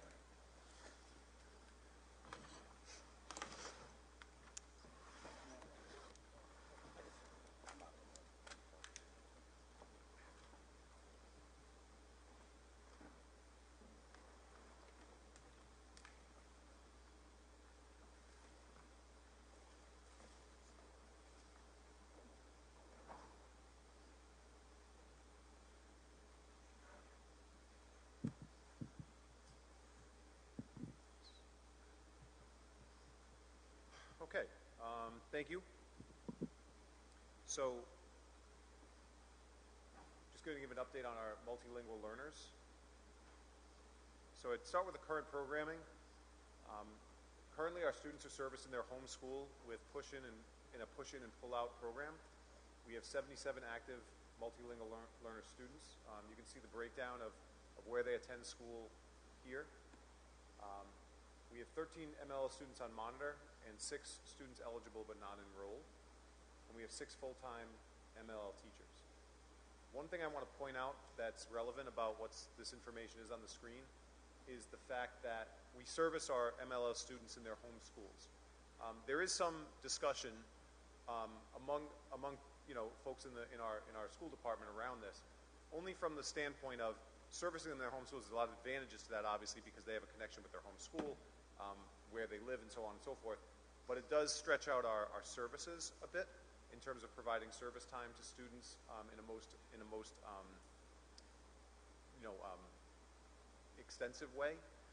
It's harder to provide the time when they're spread out among various schools. Again, there's benefits to that. There's certainly drawbacks to having all the students attend one school, for example. But in terms of service time, it does present more of a challenge to servicing the students adequately spread out at various schools. So I just wanted to point that out, that is something that we are discussing internally as just a point of reference. Just a quick overview of description of proficiency levels, 1 through 6. 1 being entering, 2 is emerging, 3 is developing, 4 expanding, 5 bridging, and 6 reaching. And these are the proficiency levels that are basically achieved through the access test, which our multilingual learner students take. To bring this back to our district strategic plan goal 1.4 is that multilingual learner English language proficiency growth will be at 9 to 12% over 3 years as measured by access. That's what's driving our work. As far as what we are envisioning, what we see ourselves shifting to, the key here is all. You see that highlighted. All NKSD educators will adopt a shared responsibility for the success and achievement of MLL students. We'll implement best practices when working with MLL students. And we'll use access scores and other data to support student goals in the area of reading, writing, speaking, and listening in English.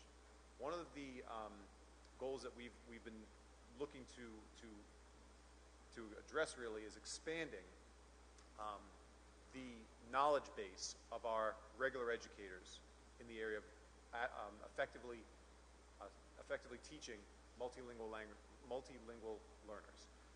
The reality is sometimes that there's been a traditional practice, and this has been the case really in education in general, of MLL students being believed to be best serviced more in a more isolated setting, or in a more individualized setting. It's really not the best way to service multilingual learners. The best way is to grow the capacity of our staff so that they can utilize best practices when teaching all learners, including multilingual learners, and doing so with effective teaching practices and making that a really common practice within our core instruction. Not to say that doesn't happen at all, but it happens more often usually in pockets, and we're looking to grow that capacity across all teachers at all levels. And that's kind of what our big picture goal is, if you will. So the strategies that we're looking to advance this. First, that English language proficiency plans. All MLL students actively will have an ELP in Aspen that states their WIDA scores and the goals in the area of reading, writing, speaking, and listening in English. And this will be a more accessible document. It's a document that's going to be more ingrained with the Aspen system our teachers are very familiar with, and so it'll be easily accessible. All staff will have access to these ELPs to support their student goals, so they'll be aware of where the students are performing and what their goals will be, and have a better knowledge base about what level of proficiency they're at when they are teaching them. And then prior to these plans, teachers did not have easy access to MLL students' levels and goals. And so we're hoping that this will provide more of just an easier access to our teachers to gain this information. Also looking at moving forward with a 0.5 multilingual learner coach. This is a dedicated 0.5 coach to work with all teachers on best practices for supporting MLL students. This will be funded by the MLL categorical funding. And this position will allow us to offer job-embedded professional development in the area of support for multilingual students. The access model. So MLL teachers will monitor the progress of students using the access model assessment throughout the year to support ILP goals. That will be done as a progress monitoring tool, and it will provide teachers, students, and families with data to inform their goals in practice. Strategy 4 is SIOP training. All 6 of our MLL teachers will take part in a 2-day SIOP training this June. Sheltered Instruction Observation Protocol Model is a research-based instructional model that has proven effective in addressing academic needs of MLL students. It includes points on lesson preparation, building background, comprehensive input, strategies, interaction, practice and application, lesson delivery, and review and assessment. This will provide all of our MLL teachers with a baseline understanding of this research-based model. So these access testing results, I'm going to just preface this by saying that these results have just came in the last couple of days. We do not have any other background contextual information on this at this point because they just recently came in, but we wanted to share them with you for the purpose of this presentation. That our elementary MLL students, we had 60% of them meeting the target that was set for them, so that's 21 out of 35 students. Our middle school MLL students had 21%, and our high school MLL students had 16%. So as I mentioned, the data was just released last week, and we will be completing a further analysis of yearly trends and comparisons with other districts once we have the time to really dive into the data, which we just haven't been able to do yet. So our next steps is the RIDE site district for low, we are a RIDE site district for low incident MLL population. So North Kingstown was chosen by the Department of Ed as a site district to observe current practices, to meet with MLL teachers and administrators, and to brainstorm future potential programming options. So we had an advanced viewing of the updated MLL blueprint, which is not official yet, but it was something that they outlined for us as a vision that they are working towards in the area of MLL education. The fact that we were chosen for this, I think, speaks highly to RIDE's direction, or RIDE's feeling on our direction in this area as a low incident district. And then finally, the MLL professional learning cohort is another professional learning opportunity offered by the Department of Education. We have a team of teachers and administrators in North Kingstown who have expressed interest in attending this 3-day training for incorporating multilingual learners in our school improvement plans. So we'll be sending a team to that training, which is taking place in May and June of this year. So that concludes my presentation, and I'm happy to answer any questions.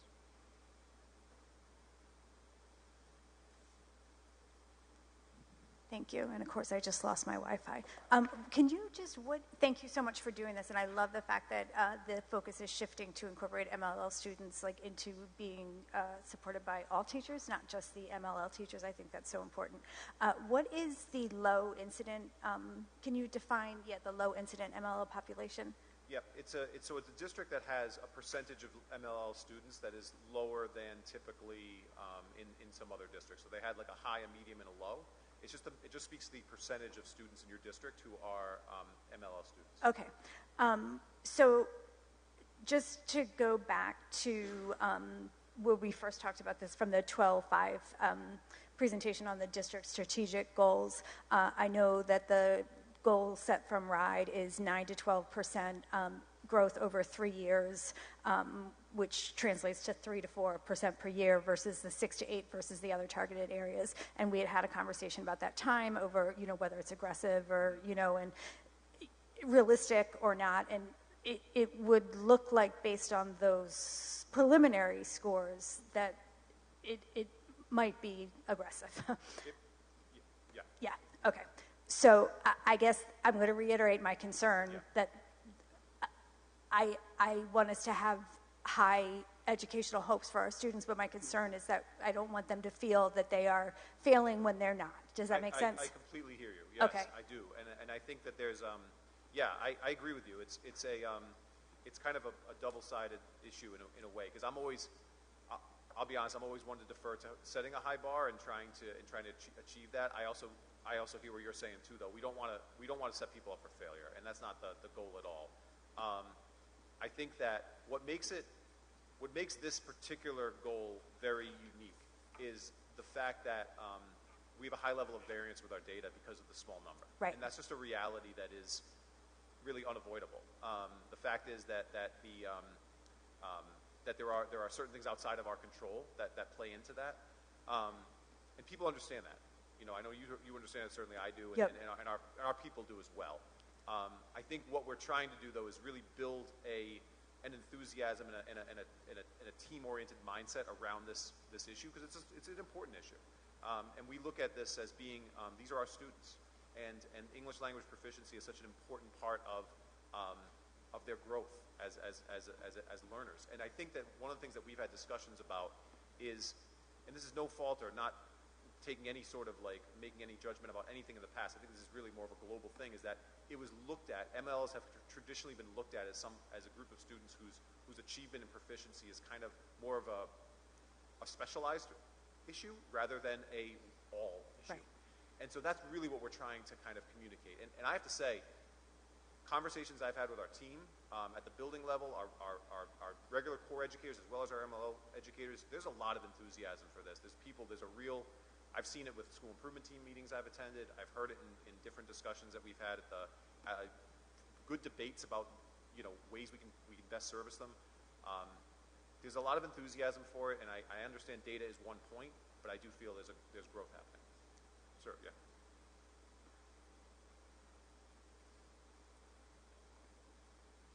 I just want to add one point. Today at our RISA superintendent's meeting, representatives from RIDE gave a presentation on MLL. And to say, Rob had something else to do, so we both couldn't go today, and I haven't had a chance to really talk to him about this yet. But they gave a presentation on kind of their blueprint. And earlier in the year, RIDE came, Rob had hosted a meeting here where RIDE came to talk with some of representatives across North Kingstown to get feedback on that blueprint and the strategies they're putting in place.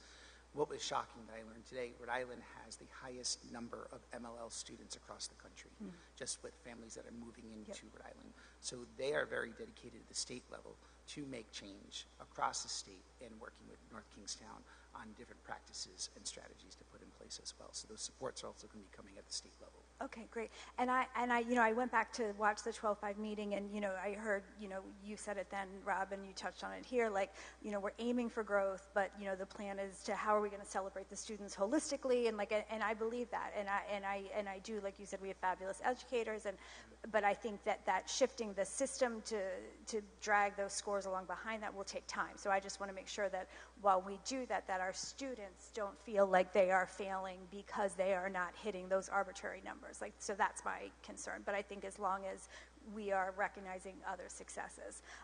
Another question that I had was in reviewing that meeting, at the time we had addressed that the SIP plans were supposed to be reworked to incorporate those revised targets, and that the revised SIP plans were going to be on the website, and I couldn't find them. So are they on the website, and have they been reworked to include those increased numbers? I'll have to look into that. Okay. I do know that they were definitely brought up as a point. I do know that they won't be in every single school, because not every single school has specific targets because of their populations. Yep. But schools that certainly qualify for... I checked Quid and North Kingstown High School, knowing that they would have and yeah, they should be. Could not find either of them Couldn't find online. either of their school Nope. improvement plans. I will get on that. Okay. Yeah. And so have they actually been revised to reflect? Yes. They have. Okay. Yes. So if we could see those, that would be great. Absolutely. And then the district strategic plan, does that have to be updated annually? The district strategic plan is a 3-year plan that is updated annually as needed per any changes or shifts that need to happen as well as or additional data that's coming. Will you be updating ours this year? And if so, when does that have to be done by? We will be relooking at it. Okay. For sure. We definitely will be reviewing it. We definitely will be looking at if there are adjustments needed. I've received no guidance from RIDE at this point about any deadline or any requirement for that, but I can find that out maybe. I just knew last year it had to be done by June. That's why I'm asking. Yeah. So last year, RIDE put those requirements in place because it was new. Okay. So across the state, everyone had to redo their plan and get it in by that point. Okay. And that's why everyone was rushing to get it done with that time. So more fluid this year? Okay. Who is going to be part of that MLL professional learning cohort? Have those people been identified yet? I don't need names, just is it Yeah, like people we had from? several people express interest. Okay. We had MLL teachers, we had administrators at the building level, we had regular ed teachers. I don't have the names off the top of my head, but I know that we had quite a few people express interest. Okay, awesome. And then you touched on this at the beginning. So 77 students, 6 teachers spread out over 9 schools. Like that presents a challenge with, you know, the servicing them in their home schools. That's still roughly 13 students per teacher. Like how are the caseloads divided? And is there a state standard in terms of the amount of time that, you know, students are supposed to be getting services? And are we meeting that state standard if there is? It's a very good question. And there is a state standard. I can say this, we are doing our absolute very best to meet it. Right now we have, as I said off the top, we're engaged in a very interesting discussion right now around this, because service time in the way that our students are spread out right now is very challenging.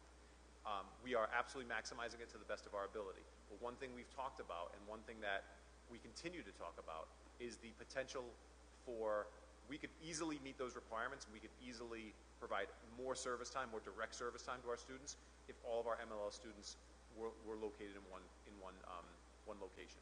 There's cost to that as well, though. Yep. There's cost to that as well. And so we have to think about that. We have to think deeply about, you know, what this means and what maybe unintended consequences that could come about of that. So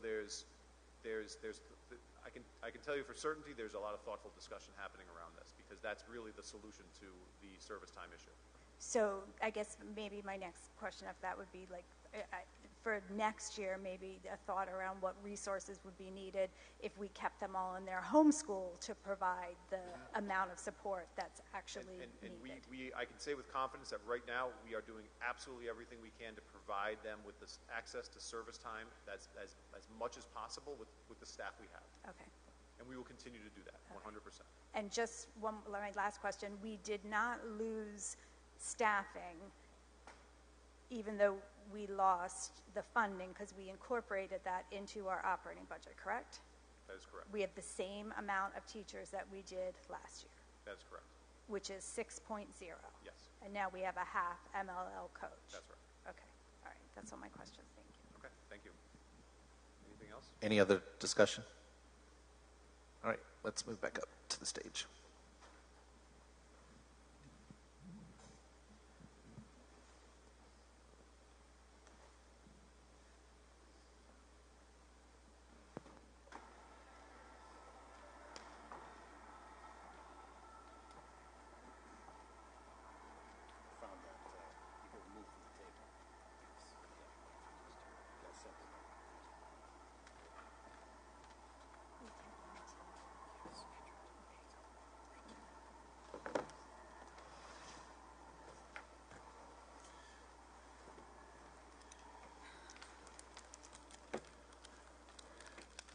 So thank you for that presentation.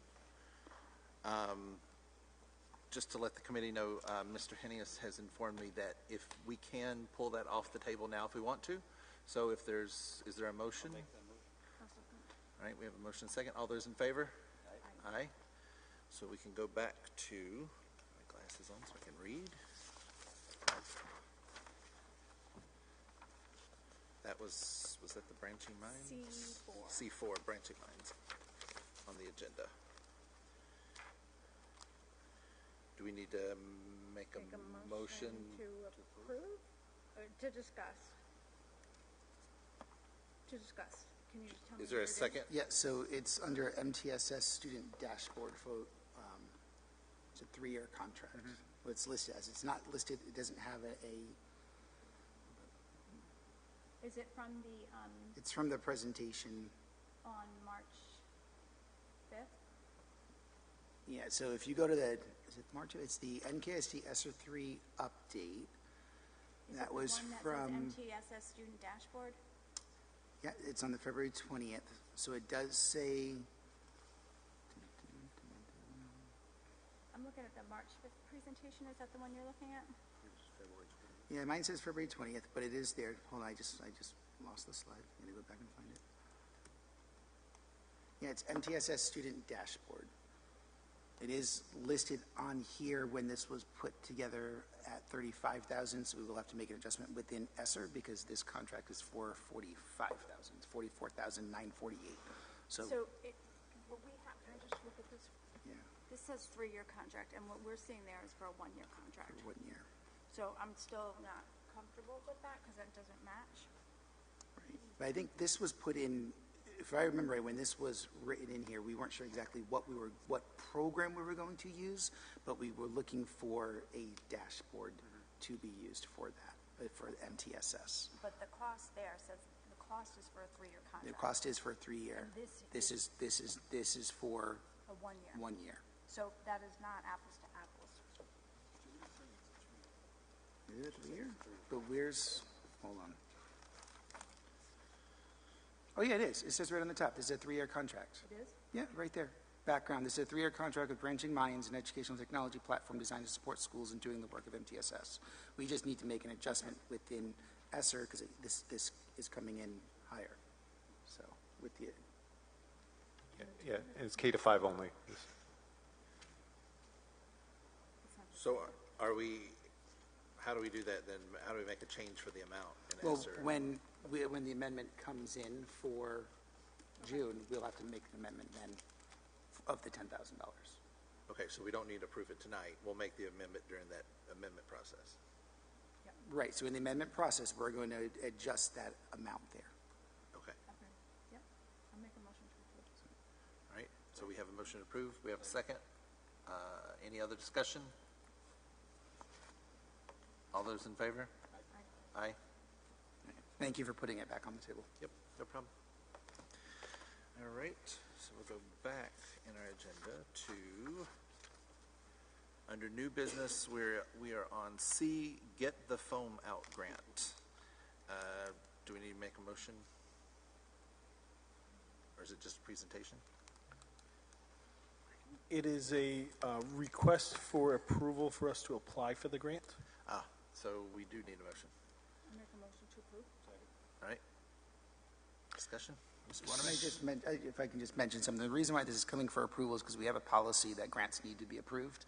And it was something the chair and I was talking about, of making sure that grants are coming forward because we don't want to approve after the fact. We want to make sure with all the work that we're doing and with the money we're requesting within the grant, the school committee is approving us prior for using those funds. So we're getting the approval now to process the grant and get that put forward.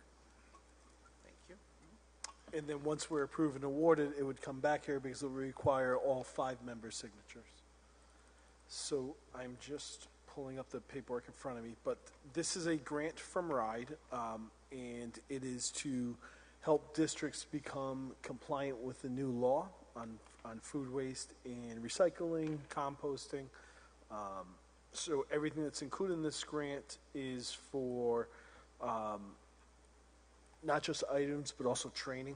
And I know we talked about this a few meetings ago when we talked about disposal. I do believe that I mentioned that we were working on this grant here. So the grant, it is a lengthy document because we had to repeat the same process for each school. I didn't hear that last part, Mike. So the grant, it is quite lengthy, but it is quite repetitive. Yes. So, yes, so, yep. so It's the same thing each school. exactly, Okay. exactly. So I don't want anybody to be overwhelmed, but basically we had to. All the schools are getting the same items: compostable serviceware, so spoons, forks that can be compostable, recycling bins, and there was some supporting paperwork. I don't know if anybody had a chance to look at it with the different recycling bins, and then training for not just students but also staff as well. So that's all part of this program. It's a 50% program where RIDE is willing to put up 50% of the cost, and then the food service would put up the other 50%. And I know while Trish has the money through her spending plan, and this is all part of that spending plan to spend down the money that was brought in during COVID, she is also looking for alternative funding options as well. Which reminds me, we're still waiting on the enterprise fund breakout for food services, beginning, ending, in and out. Those are that's one of the projects that Leslie Ann is working on right now. I know we had communicated getting it presented. We kind of need to get ahead of the curve here by approving this now just to get the ball rolling. Is that correct? You're correct, Mike? Yes. It's one of the grants where they're going to be awarding upon receipt. Thank you. Any other discussion? Any other questions? All right, so we had a motion to approve. Okay, so I will call the question. All those in favor? Aye. It's unanimous. Thank you very much. Next on the list is item D, bus contract extension. Is there a motion? Motion to approve. Second. All right, discussion? Mr. Waterman? Or? Typically a very routine item. The bus contractors get a 5-year initial contract, and then in this case it was a 5-year initial contract. This one is a little bit unique in that normally it would be a 2-year renewal. Due to this driver may become pension eligible within 1 year, so he's requesting a 1-year extension versus the 2. Okay. Any discussion? Seems pretty straightforward. All right, so I'll call the question. All those in favor? Aye. Aye. Unanimous. Thank you very much. And E, update of Forest Park walking path. Is that a presentation? Nope, that's just an update. So I believe this came up in the fall regarding a path that leads to Forest Park, and met with the town on that. That is not actually owned by the school department or the town. It's a drainage easement, and after talking with the Public Works Director, I'm just drawing a blank. It is serving its purpose as a drainage easement, so there's no improvements that they'll be making at this time. So in light of that, we'll be offering transportation to the neighborhoods that are impacted by that walking path. Okay. Go ahead, Mr. All right, Sheehan. thank you, Mr. Chair. So to get this correct, we're not going to make improvements to the walking path at NCA until... So it's a drainage easement right. that's being used as a walking path. The drainage easement does not need improvement. If it was to be a walking path, it would need improvement that would have impact to land that we don't own. The path is on someone else's property, so it's not town property nor school property. It's owned by a resident. Is that so the one by the one by the fences? Not the one leading out, obviously, the sports field, but the other path? Correct. Okay, thank you. Any other discussion? All right. So I guess we'll move on then to correspondence. Ms. Lima?